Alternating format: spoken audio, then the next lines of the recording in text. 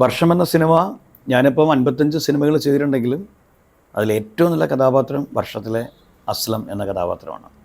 മമ്മൂക്കയാണ് ആ കഥാപാത്രം എനിക്ക് തരുന്നത്. 4 സീന് ഞാൻ മമ്മൂക്കയുടെ കൂടെ സിനിമയിൽ അഭിനയിച്ചിട്ടുണ്ട്. ആ 4 സീനും ഓരോ സീനും ഞാൻ ചെയ്തു കഴിയുമ്പം മമ്മൂക്ക എന്നെ ഒന്ന് ഇങ്ങോട്ട് ചേർത്ത് പിടിക്കും, ഒന്ന് ഹഗ് ചെയ്യും, എന്നിട്ട് ഒരു നല്ല വാക്ക് പറയും. അത് നമുക്ക് കിട്ടുന്ന ദേശീയ അവാർഡാണ്. എന്നെപ്പോലെ ഒരു കലാകാരന് എൻ്റെ ഫസ്റ്റ് ടേക്കിൽ ഓക്കെ ആവുക. മമ്മൂക്കയുടെ കൂടെയല്ല നിൽക്കണത്, അപ്പോൾ നമുക്കൊരു പേടിയൊക്കെ ഉണ്ടാവില്ല. പക്ഷേ എനിക്ക് അങ്ങനത്തെ ഒരു പേടി ഉണ്ടായില്ല. കാരണം മമ്മൂക്കയോട് എനിക്ക് അത്രയും ഒരു അടുപ്പം എത്രയോ വർഷങ്ങൾക്ക് മുമ്പേ ഞാൻ അടുപ്പം ഉണ്ടാക്കിയെടുത്തിട്ടുണ്ട്. അതുകൊണ്ട് ധൈര്യമായിട്ട് ഞാൻ അഭിനയിച്ചു. മമ്മൂക്കയുടെ പെർഫോമൻസ് കണ്ടിട്ട് തകർന്നു പോയിട്ടുണ്ട് ഞാൻ. ആ സിനിമ കണ്ടവർക്കറിയാം, ഒരു പൊന്നുപോലെ നോക്കി വരുന്ന ഒരു മകൻ മരിച്ചു പോകുമ്പം ഒരു അച്ഛനുണ്ടാവുന്ന ഡിപ്രഷൻ. എത്ര പൈസ ഇട്ടായിട്ടെന്താ, സ്വന്തം മോന് പഠിക്കാൻ മെഡിക്കൽ കോളേജ് വരെ കെട്ടാൻ കാശുള്ളൊരു അച്ഛനായിരുന്നു. പക്ഷെ മകൻ മരിച്ചു, ഒറ്റ മോനാണ്.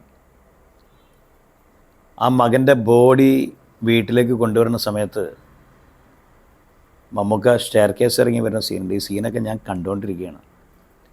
ഓഫ്, എന്തൊരു ജീനിയസാണ് ആ മനുഷ്യൻ, പറഞ്ഞറിയിക്കാൻ പറ്റില്ല. നമുക്കൊരു സിഗരറ്റൊക്കെ കത്തിക്കുകയാണ്. സിഗരറ്റ് വലിക്കാൻ വിചാരിച്ചിട്ടൊന്നുമല്ല, അത് കത്തിക്കുന്നു, അത് വലിക്കാൻ പറ്റാതെ അത് താഴേക്ക് ഇടുന്നു. ഈ ബോഡിയുടെ അടുത്തേക്ക് വരുന്ന ഒരു സീന് അവിടെ കണ്ടു നിന്നവർ മുഴുവൻ കരഞ്ഞു പോയൊരു രംഗമാണത്. കാരണം ആ സീനിൽ മരണവീടായതുകൊണ്ട് തന്നെ കുറേ പേര് ജൂനിയർ ആർട്ടിസ്റ്റുകളൊക്കെ ഉണ്ടായിരുന്നു അവിടെ. എല്ലാവരും കരഞ്ഞുപോയി. ഒരു പ്രതിഭയാണ് മമ്മൂക്ക. എത്ര സിനിമകൾ അത് തെളിയിച്ചു. പക്ഷേ വർഷ സിനിമയിൽ എനിക്കിത് നേരിട്ട് കാണാനുള്ളൊരു ഭാഗ്യം ഉണ്ടായി. എനിക്ക് ഓരോ സീനുകളും ആ സിനിമ മൊത്തം ഇരുന്ന് കണ്ടപ്പോഴാണ് ശരിക്കും ഞാനെന്തൊരു ഭാഗ്യവാനാണെന്നൊക്കെ ഞാൻ ചിന്തിച്ചു പോയത്. കാരണം ആ സിനിമ കണ്ടിട്ടാണ് എന്നെ ഏറ്റവും കൂടുതൽ ആളുകൾ വിളിച്ച് അപ്രിഷ്യേറ്റ് ചെയ്തത്. വിനോദ്, എക്സലൻറ്റ് ക്യാരക്ടർ വിനോദ്, എന്തൊരു രസമായിട്ടാണ് വിനോദ് ആ ക്യാരക്ടർ ചെയ്തത്. മമ്മൂക്കയുടെ കൂടെ കട്ടയ്ക്ക് നിൽക്കുകയായിരുന്നു എന്നൊക്കെ. അയ്യോ, ഞാൻ അങ്ങനെയൊന്നും പറയരുത് എന്ന് പറഞ്ഞു.